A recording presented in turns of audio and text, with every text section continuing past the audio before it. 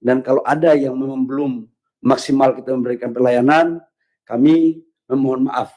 Namun kondisi yang tidak pernah diduga, kemudian di lapangan terjadi ada hal-hal yang harus kita lakukan. Kaitannya dengan itu, kami pemerintah akan terus fokus, akan terus berupaya, akan secara totalitas mempergunakan semua sumber-sumber kekuatan negara dalam rangka percepatan pemulihan di sektor energi yang ada khususnya di Provinsi Aceh. Saya yakin dan percaya bahwa pasti masih banyak kekurangan. Pasti masih terjadi hal-hal yang tidak pernah kita perkirakan terjadi di lapangan. Karena itu sebagai pemerintah juga ikut prihatin yang sedalam-dalamnya, dan kalau ada yang memang belum maksimal kita memberikan pelayanan, kami memohon maaf. Semoga apa yang dilakukan oleh teman-teman tim ini bisa menjadi bagian penting dalam rangka percepatan untuk proses pemulihan kepada saudara-saudara kita yang ada di Aceh.